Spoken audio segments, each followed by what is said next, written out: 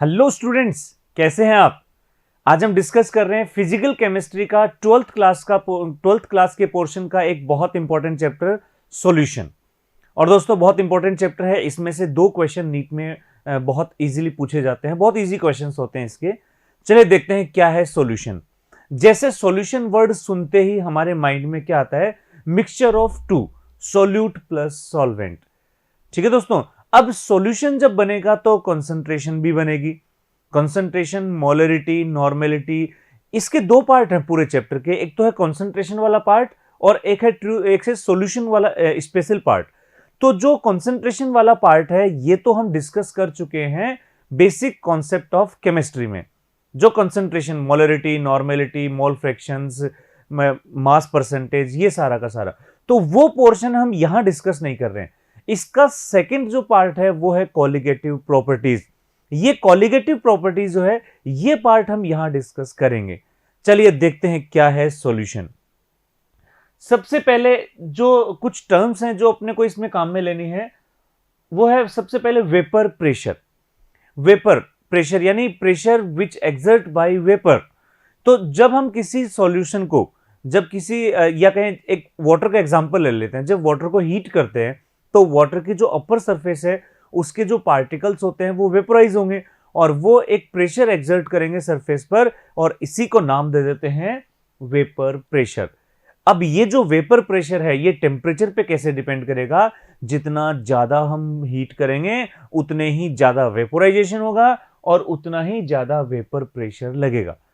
इसके अलावा attractive force जितने ज्यादा होंगे, अगर हम ये कहें कि जो लिक्विड है उसमें अट्रैक्शन बहुत ज्यादा है मॉलिक्यूल्स में, अगर अट्रैक्शन ज्यादा है तो वेपोराइजेशन कम होगा और उसमें वेपर प्रेशर भी कम हो जाएगा। एक और इसमें टर्म हम यूज करेंगे इस पूरे चैप्टर में, वो है सबसे इंपॉर्टेंट राउल्ट्स लॉ।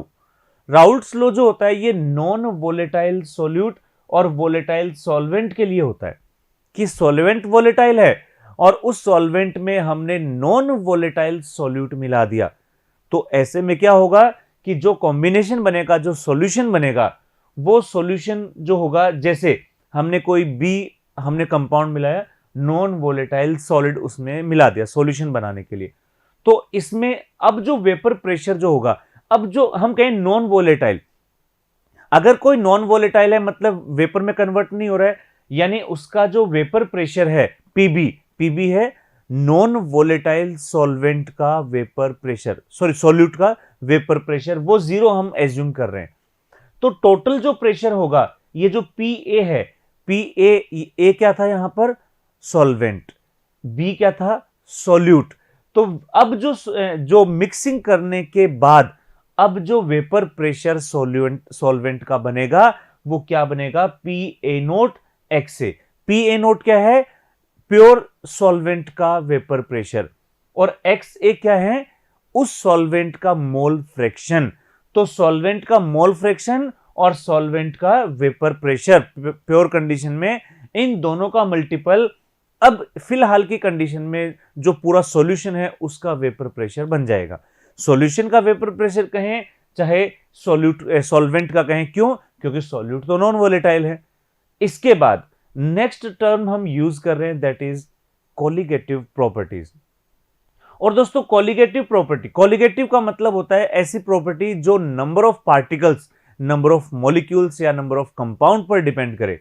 तो यहां पर हमने कहा properties depends on number of non volatile solute in solution.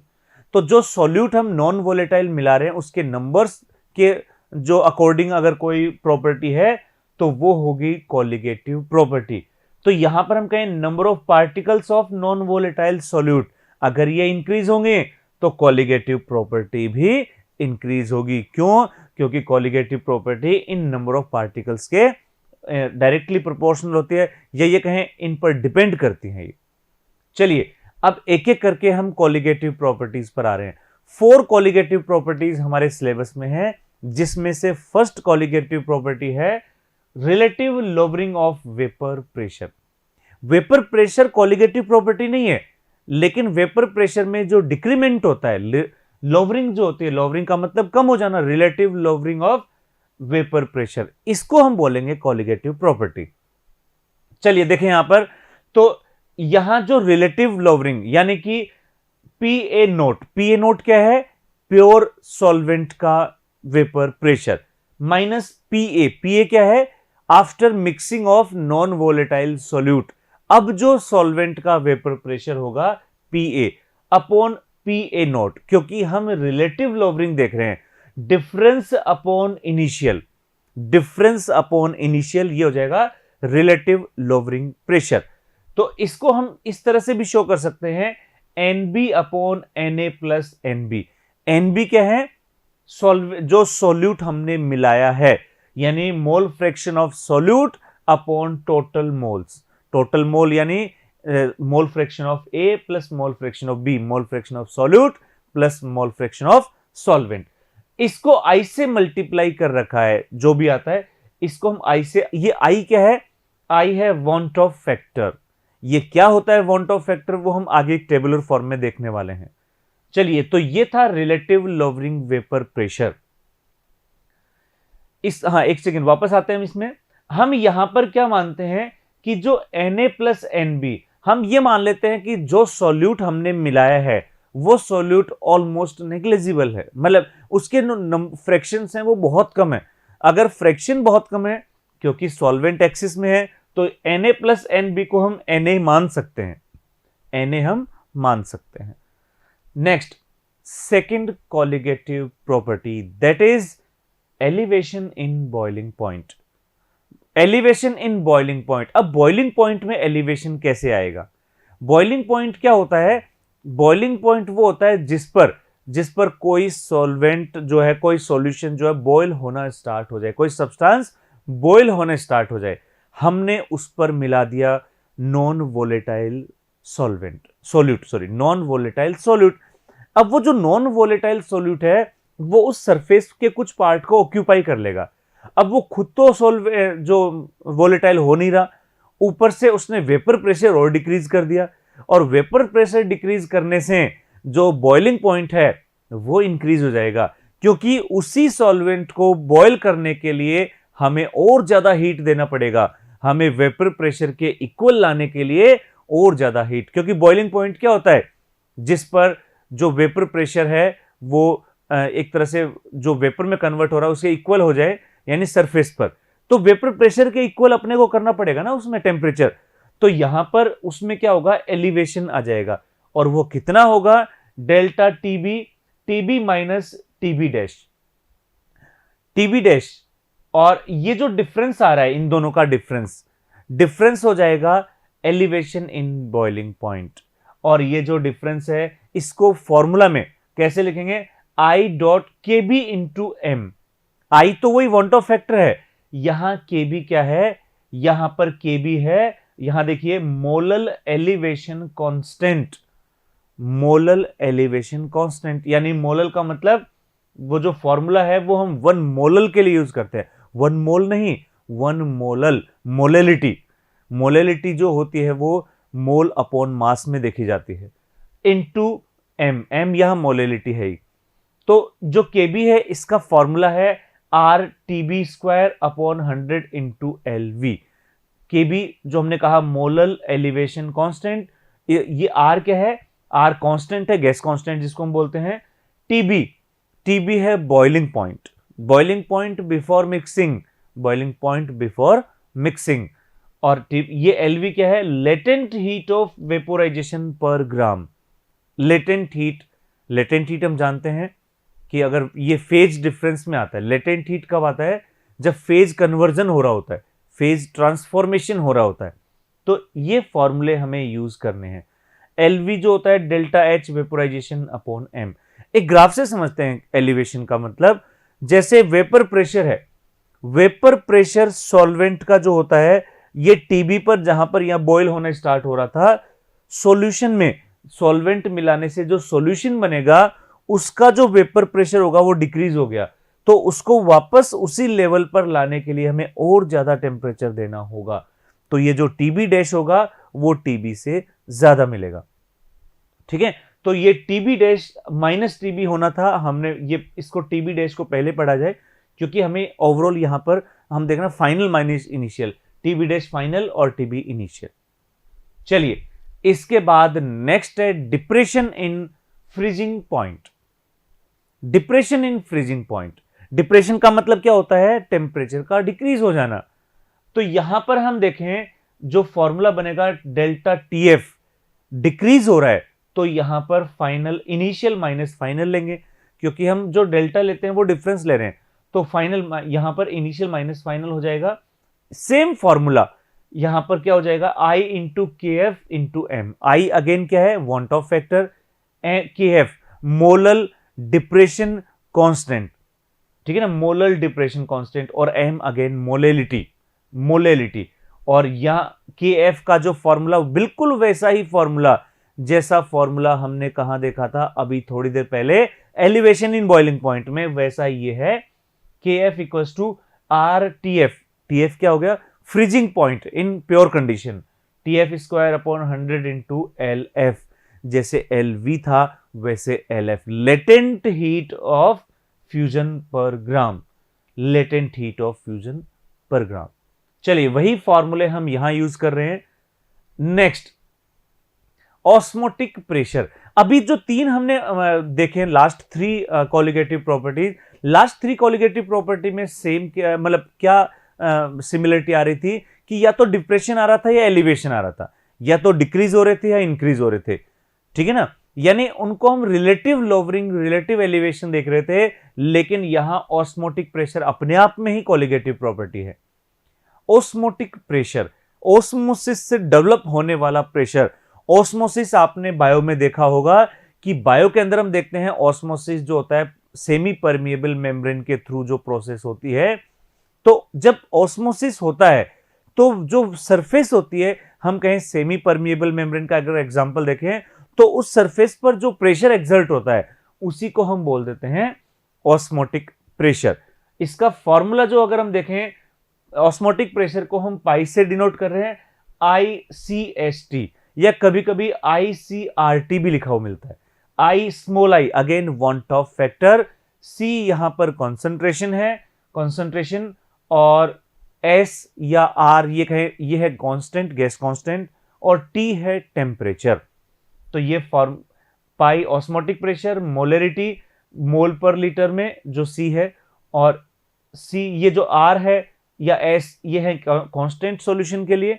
और एक एग्जांपल हम देख रहे हैं, जैसे हमने ये एक एग्जांपल देखा सॉल्वेंट सॉल्यूशन ए वन सॉल्यूशन बी, मान लो दो सॉल्यूशन है और एक सेमी परमिएबल मेम्ब्रेन के थ्रू दोनों सेपरेट है। अब देखो क्या होगा, अगर दोनों का ऑस्मोटिक प्रेशर इक्वल है तो कोई भी मूवमेंट नहीं होगी, और हम यहां पर क्या कहेंगे, जो सॉल्यूशन है वो क्या है, आइसोटोनिक है। आइसोटोनिक, आइसोटोनिक का मतलब हो गया दोनों का वेपर प्रेशर, दोनों का ऑस्मोटिक प्रेशर सेम है, आइसोटोनिक। जब कॉन्सेंट्रेशन सब तीनों ये सारी वैल्यू जब सेम हो जाए।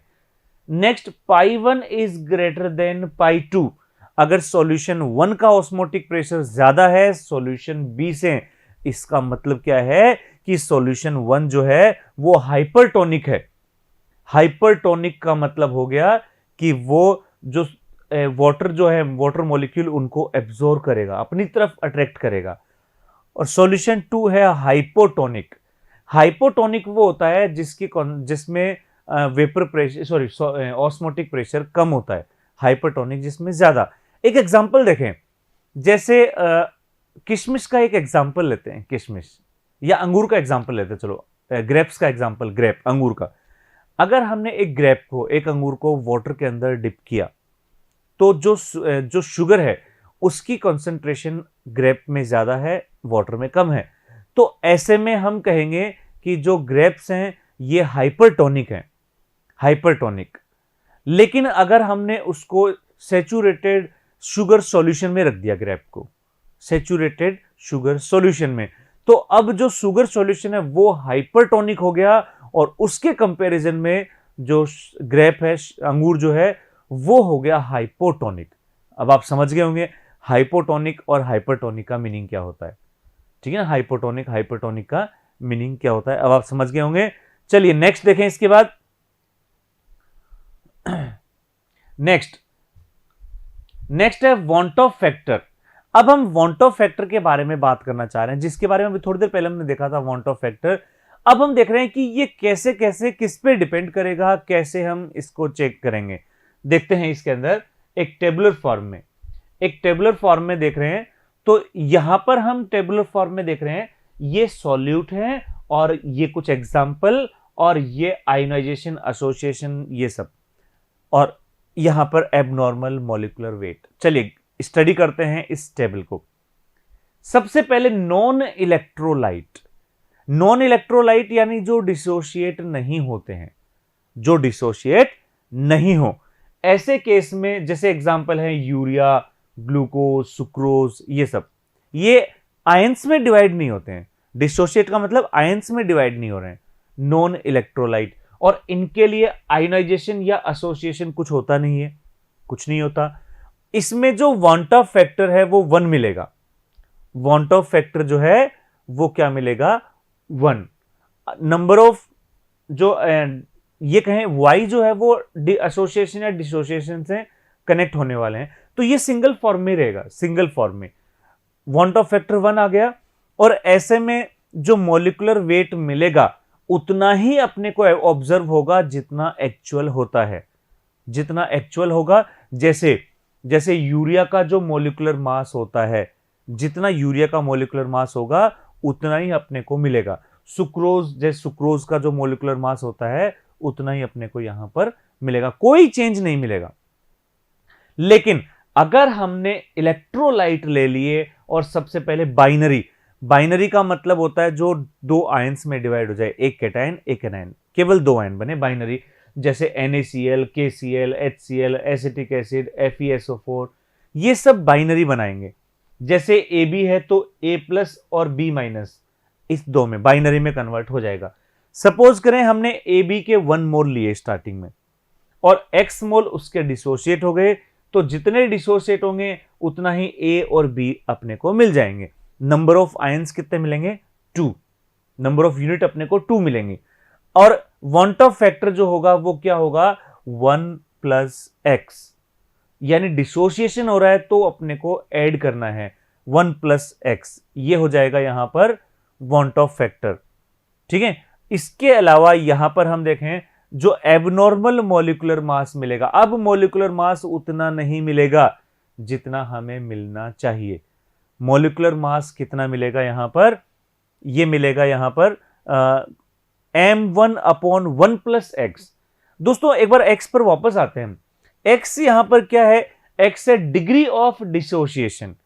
डिग्री ऑफ डिसोसिएशन, अगर मान लो ये AB 100% डिसोसिएट हो जाते, जैसे NaCl 100%, तो X की वैल्यू होती 1, X होता 1, यानी यहां वांट ऑफ फैक्टर हो जाता 2। तो NaCl के लिए वांट ऑफ फैक्टर होगा 2, लेकिन एसिटिक एसिड और ले रखा है, ये वीक एसिड है जो 100% डिसोसिएट नहीं होता, ये कुछ ना कुछ 100 से कम रहता है। तो एक्चुअल में जो X है ये 100% होता है 100% आयोनाइज के लिए, स्ट्रॉन्ग इलेक्ट्रोलाइट के लिए। वीक इलेक्ट्रोलाइट के लिए X जो होगा <1 होगा, ये भी अपने को ध्यान रखना है, और ये एबनॉर्मल मॉलिक्यूलर मास अपने को मिल जाएगा। उसके बाद टर्सरी इलेक्ट्रोलाइट। टर्सरी में क्या होता है, या टर्नरी में क्या होता है कि इसमें 3 इलेक्ट्रोलाइट, मतलब 3 यूनिट्स में कम डिवाइड होगा। हो सकता है 1 कैटायन हो 2 एनायन हो, या हो सकता है 2 कैटायन 1 एनायन, मतलब कि 3 बनेंगे टोटल। जैसे K3FeCN6 या FeCl, ये है K2FeCN6 या FeCl3। यहां पर हम देख सकते हैं, इसको हम A2B टाइप कह सकते हैं या AB3 टाइप, यानी क्वार्टनरी भी इसी में इंक्लूड कर दिया हमने, टर्सरी क्वार्टनरी सब इसमें इंक्लूड कर दिया। ठीक है ना, सारा इसमें इंक्लूड कर दिया। बाइनरी के अलावा जो बच गए सबको हमने इसमें, जैसे K3FeCN6 है, इसमें 4 यूनिट्स बनेंगी, 3 पोटेशियम + 1 FeCN6। FeCl3 में भी 4 यूनिट्स बनेंगी। तो इस तरह के एग्जाम्पल हमने ले लिए। जैसे यहां पर देखें, अगर A2B टाइप का लें, ट्राइनरी टाइप का लें या टर्सरी टाइप का लें, तो इसमें 3 यूनिट्स मिलेंगी, 2 कैटायन 1 एनायन। लेकिन अगर क्वार्टनरी एग्जाम्पल लें तो इसमें 4 यूनिट्स मिलेंगे, एक कैटायन और 3 एनायन, इस तरह से। अब यहां पर यूनिट्स के नंबर, जैसे क्वार्टर, जो यहां पर फर्स्ट वाली जो है इसमें जो यूनिट मिल रही है 3, और इस नीचे वाले में यूनिट मिल रहे हैं 4। हमने 3 4 दोनों को एक साथ ले लिया है। अब ऐसे में जो वांट ऑफ फैक्टर बनेगा 1 + 2x 1 + 3x। x का मतलब वही डिग्री ऑफ डिसोसिएशन, x है डिग्री ऑफ डिसोसिएशन। जितने यूनिट्स होंगी उतने टाइम्स x जो है वो 1 में ऐड हो जाएगा, ठीक है। और एबनॉर्मल मास जो मिलेगा वो उसी के अकॉर्डिंग चेंज हो जाएगा, m1/1 + 2x m1/1 + 3x। m1 क्या है, इसका नेचुरल मॉलिक्यूलर मास या नॉर्मल मॉलिक्यूलर मास जो हम थ्योरेटिकल देखते हैं, ठीक है। तो इस तरह से हम वांट ऑफ फैक्टर को कैलकुलेट कर सकते हैं। जनरली क्या होता है वांट ऑफ फैक्टर प्योर, अगर हम देखें स्ट्रॉन्ग इलेक्ट्रोलाइट का देखें तो बहुत इजी होता है कैलकुलेट करना। जितने स्ट्रॉन्ग इलेक्ट्रोलाइट हो उसके यूनिट्स को 1 में, उसको यूनिट्स जो होंगी वही एक तरह से वांट ऑफ फैक्टर। बाइनरी में 2 वांट ऑफ फैक्टर, टर्सनरी में 3 और क्वार्टनरी में 4। इसके बाद नेक्स्ट अब हम देख रहे हैं एसोसिएट, और इसके अंदर एसोसिएट सॉल्यूट। एसोसिएट का मतलब होता है कि जो मॉलिक्यूल्स है वो कनेक्टेड हो जाते हैं एक दूसरे से। यानी जैसे हम कहते हैं ना कि रिएक्शन पॉलीमराइजेशन हो गया एक तरह से। पॉलीमराइजेशन में क्या होता है, मॉलिक्यूल्स जो मोनोमर्स ऐड होते चले जाते हैं, तो वही एसोसिएशन अपने को देखना है।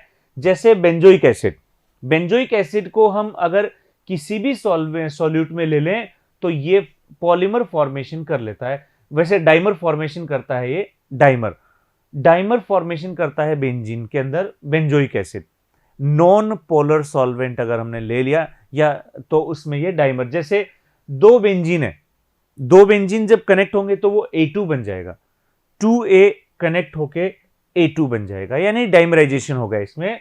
और डाइमराइजेशन होगा तो यूनिट जो थी वो हाफ हो गई, 2 से 1 होना यानी हाफ हो जाना, यानी हाफ हो गया। और यहां जो वांट ऑफ फैक्टर होगा वो होगा 1 - हाफ, 1 - हाफ। इस बार अब हमने पहले देखा जो था डिसोसिएशन था उसमें प्लस किया था, एसोसिएशन में माइनस कर देंगे, बस वही सब चलेगा। और वही फॉर्मूला यूज होगा एबनॉर्मल वाला, वहां पर प्लस था यहां माइनस हो गया, 2m/2 - x, ठीक है। अगर यहां पर हम देखें डिग्री ऑफ अगर यहां पर तो थे 2 मॉलिक्यूल, 2 से हाफ ये A2 बन रहा है, अगर A से A2 बन रहा होता तो हम 1 - x में 2x/2 कर देते, सॉरी x/2 कर देंगे यहां पर। यानी जो यहां 2 था 1 - हो गया, यहां पर 1 हो रहा था तो यहां 1/2 हो गया। वही सब कुछ चल रहा है, सब कुछ वैसा ही चल रहा है। हमने यहां पर एक एग्जांपल लिया, इनमें x का कोई एग्जांपल ले लिया। ऐसे ही अगर पॉलीमर फॉर्मेशन हो रहा है तो क्या होगा, जैसे Na, यानी बहुत सारे A जो है वो एक पॉलीमर बना लेंगे। इस बार हमने 2 की जगह N ले लिया तो जहां जहां 2 था इस फॉर्मूले में वहां वहां N रिप्लेस हो जाएगा, बस जहां जहां 2 वहां वहां N, बाकी फॉर्मूला वैसे का वैसे ही चलेगा। तो ये है एसोसिएटेड सॉल्यूट के लिए, एसोसिएटेड के लिए। नेक्स्ट देखें, इन जनरल अगर हम बात करते हैं 1 mole of solute giving y mole of product. अगर मान लो हम सिंपल सा कहें कि A से Y बन रहा है, यानी A से Y बन रहे हैं तो Y यूनिट्स बन रहे हैं, जितने यूनिट्स बन रहे हैं Y यूनिट, तो यहां पर आ जाएगा 1 + y - 1 × x। x क्या है यहां पर, डिग्री ऑफ डिसोसिएशन। ये एक जनरलाइज फॉर्मूला हो गया, ये एक जनरलाइज फॉर्मूला हो गया एबनॉर्मल मास का। ये generalise formula m1/1 + y - x, y - 1 × x, एक जनरलाइज फॉर्मूला जो हमें डायरेक्ट याद रखना है। इसके बाद हम नेक्स्ट देखें। अब हम राउल्ट्स लॉ पर दोबारा आ रहे हैं, जिस पर हम पहले देखा था, हमने बिल्कुल फर्स्ट पेज पर राउल्ट्स लॉ देखा था। एक बार हम वापस देख रहे हैं। अगर हम वोलेटाइल बाइनरी लिक्विड मिक्सचर की बात करें, वहां हमने कहा था राउल्ट्स लॉ के अंदर कि एक नॉन वोलेटाइल सॉल्यूट को मिक्स किया था। अब हम क्या कर रहे हैं, दो वोलेटाइल सॉल्वेंट को मिक्स कर रहे हैं। अब क्या होगा, राउल्ट्स लॉ। अब देखते हैं, राउल्ट्स लॉ होता है सॉल्यूशन के लिए यूज होता है। सॉल्यूशन तो दो डिफरेंट लिक्विड से भी बन सकता है। तो यहां पर क्या होगा, जैसे volatile liquid A, volatile liquid B, दो वोलेटाइल लिक्विड है, इनके मोल फ्रैक्शन जो है वो मोल फ्रैक्शन क्या हो जाएगा, एक्स ए, या इसको वाई ए भी कह सकते हैं, या एक्स नोट वाई ए, ये बी के लिए हो गया, ये मोल फ्रैक्शन हो गया। मोल फ्रैक्शन का मतलब है mole of A upon total mole, mole of B upon total mole, ये हो गया मोल फ्रैक्शन। उसके बाद vapour pressure of pure liquid, एक जब ए वोलेटाइल लिक्विड है उसका प्योर है पी ए नोट और बी का प्योर है पी बी नोट। ये तो हमें इंफॉर्मेशन दी गई, कुछ बेसिक इंफॉर्मेशन। अब ग्राफ बनाते हैं इसका ग्राफ बनाएं। देखो इसके ग्राफ में यह बता रखा है कि बिल्कुल अगर हम यहां पर देखें कि सॉल्यूशन नहीं बना, पी ए अलग से, बस पी ए है, पी बी जो पी ए का जो मोल फ्रैक्शन है वो 0 है और पी बी 1 है।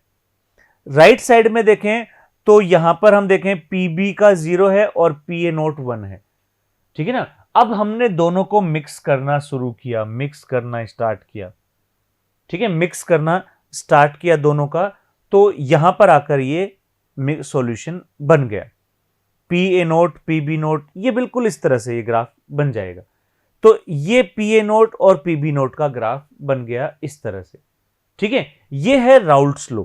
राउल्ट्स लॉ के अकॉर्डिंग क्या होगा, इन दोनों का जो कॉम्बिनेशन होगा वो सॉल्यूशन बना लेगा, यानी कोई चेंज नहीं आएगा, एग्जैक्टली आइडियल सॉल्यूशन इस तरह का बन जाएगा। एक्स ए जो है यानी कि ए के मोल फ्रैक्शन डिक्रीज हो रहे हैं और इधर से चलते हैं तो ये इंक्रीज हो रहे हैं, और इधर से चले तो पी बी नोट के डिक्रीज, इस तरह से।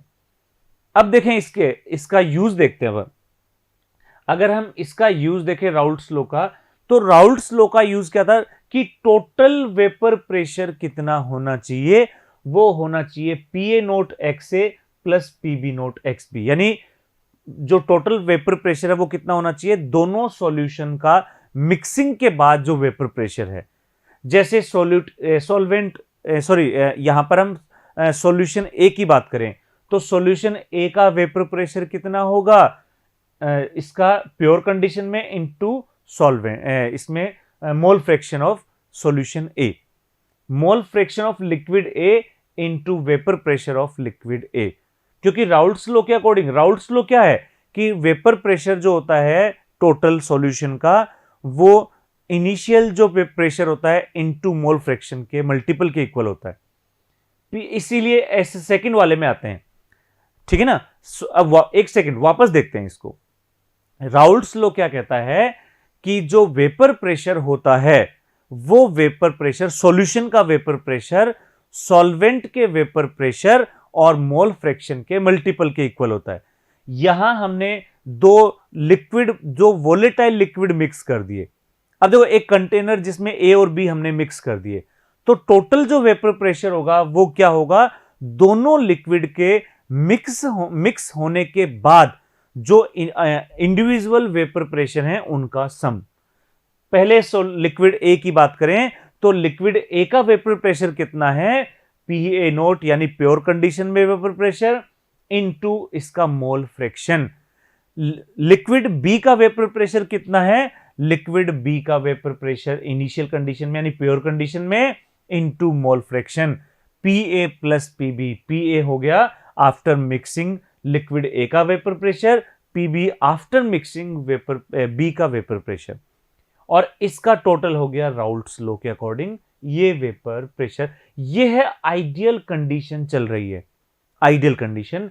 अगर डाल्टन्स लॉ की बात करते हैं तो डाल्टन्स लॉ जो होता है वो पार्शियल प्रेशर के ऊपर चलता है, तो यहां पर क्या होगा, P A upon Y A into P T. Y A क्या है, vapour pressure, total vapour pressure, और वाई ए क्या है यहां पर, ए का मोल फ्रैक्शन, और ये इस तरह से, ठीक है। इसके बाद नेक्स्ट देखें हम, अब हम आइडियल और नॉन आइडियल की बात करते हैं। अभी जो हम देख रहे थे वो आइडियल था। आइडियल का मतलब क्या होता है कि F1 F2 F, यानी लिक्विड 1 का जो आपस में जो फोर्स है, intermolecular force, attraction force of first liquid वही इक्वल होगा attraction force of second liquid के, और वही इक्वल होगा टोटल अट्रैक्शन। यानी लिक्विड ए में जितना अट्रैक्शन था मॉलिक्यूल्स में, लिक्विड बी में भी उतना होगा, और जो मिक्सिंग हो जाएगी, सॉल्यूशन बन जाएगा, उनका भी उतना ही ये अट्रैक्शन फोर्स होगा। यानी अट्रैक्शन फोर्स न तो इंक्रीज हो रहा है ना डिक्रीज हो रहा है, आइडियल कंडीशन चल रही है। वीटी यानी टोटल वॉल्यूम जो होगा वो लिक्विड 1 और लिक्विड 2 के टोटल वॉल्यूम के इक्वल होगा। अगर 100 ml V1 है, 100 ml V2, यानी 100 ml अगर हमने दोनों लिक्विड मिक्स किए हैं तो जो टोटल वॉल्यूम होगा वो 200 ml हो जाए। ऐसे में इसको बोलते हैं आइडियल सॉल्यूशन। और आइडियल सॉल्यूशन बनने में जो ही एंथैल्पी होती है आइडियल सॉल्यूशन की, वो 0 होती है। यानी कि कोई हीट रिलीज नहीं होती, कोई हीट एब्जॉर्ब नहीं होती। चलिए, अब ये तो हो गई आइडियल की बातें। अब नॉन आइडियल की बात करते हैं। नॉन आइडियल मतलब डेविएशन आएगा आइडियल से, डेविएशन। और ये डेविएशन अगर हो सकता है पॉजिटिव हो सकता है नेगेटिव हो। पॉजिटिव डेविएशन का मतलब, यहां डेविएशन हम सीधा सीधा वॉल्यूम से लेके चल रहे हैं।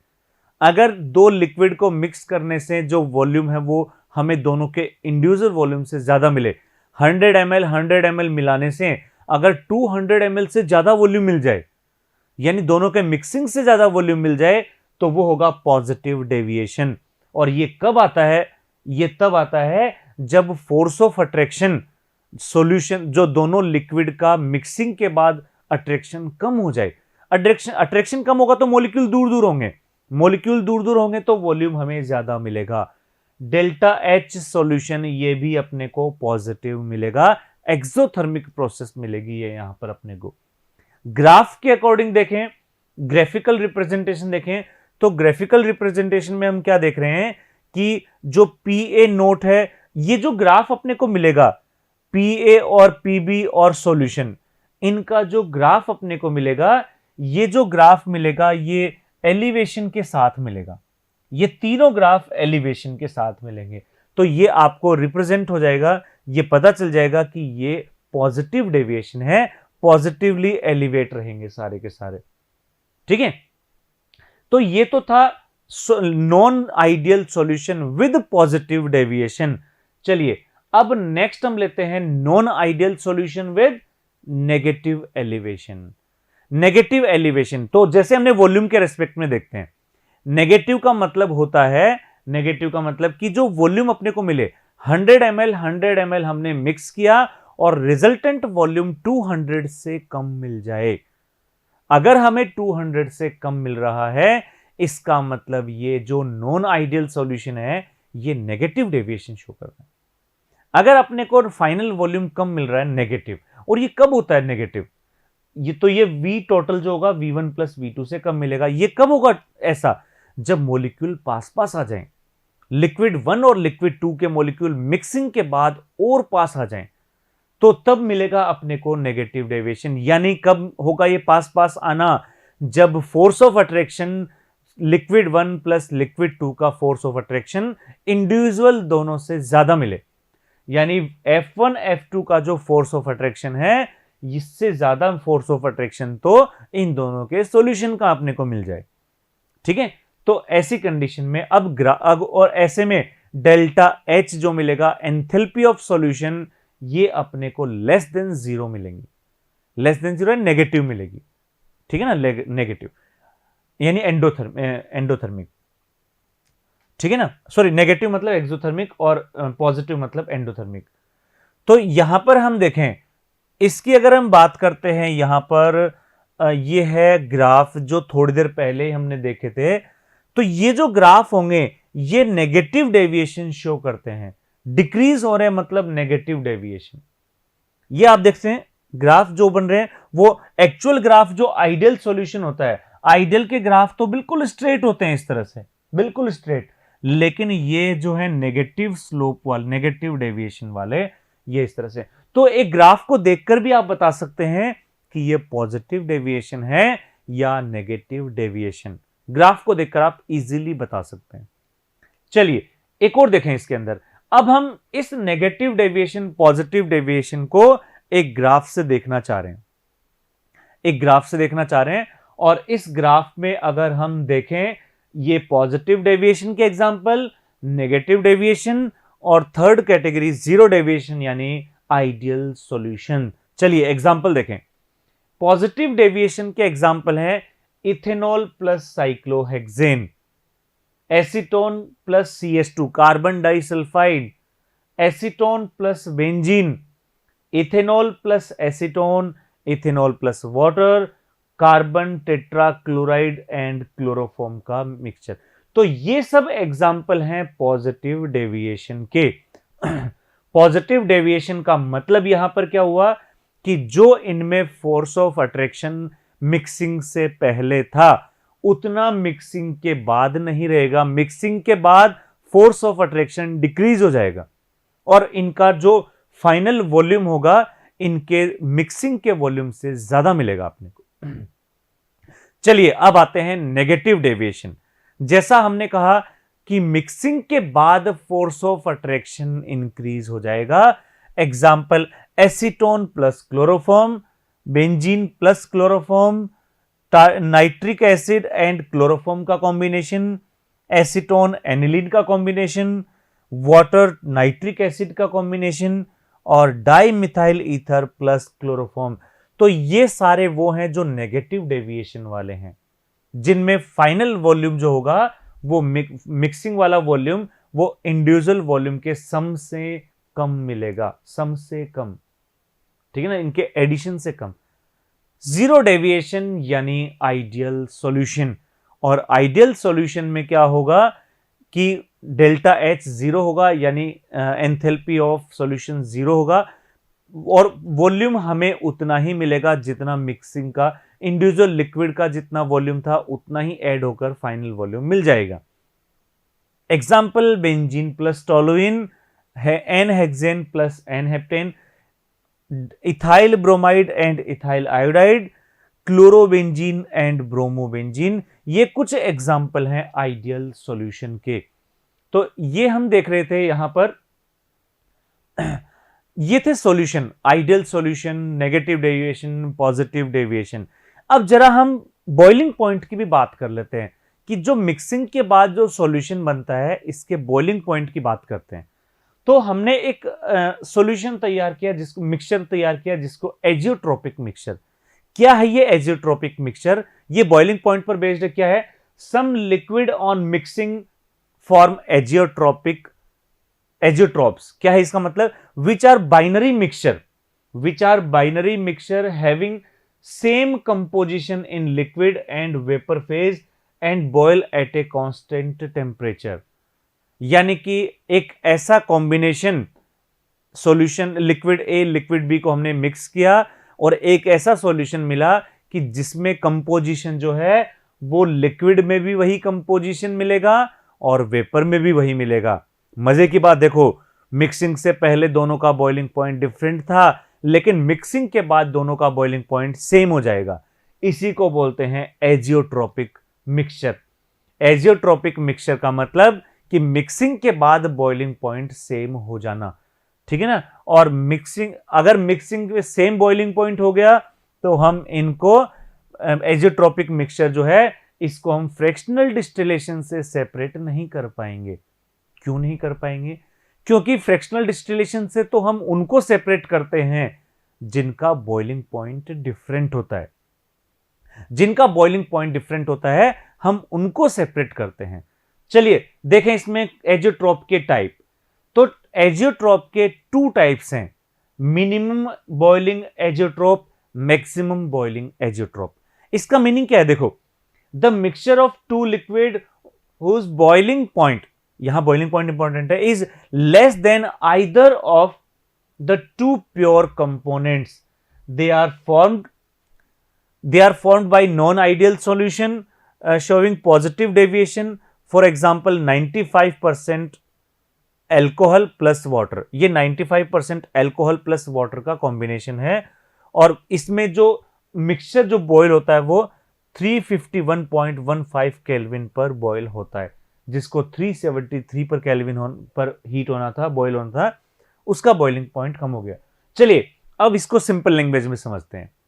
हमने कोई दो लिक्विड मिक्स किए, उन दोनों लिक्विड में जिस लिक्विड का बॉइलिंग पॉइंट मिनिमम है, जिसका कम है, लेस बॉइलिंग पॉइंट, उससे भी कम बॉइलिंग पॉइंट पर दोनों का मिक्सचर बॉयल होने लग जाएगा। कैसे? जैसे हम देखें, हमने इसमें मिलाया एक अल्कोहल और वाटर। अल्कोहल 95.5% अल्कोहल का बॉइलिंग पॉइंट जो होता है वो वाटर से थोड़ा सा कम होता है, ठीक है ना। लेकिन अल्कोहल के जितना बॉइलिंग पॉइंट था उससे भी कम बॉइलिंग पॉइंट पर यह मिक्सचर बॉयल होने लग जाएगा।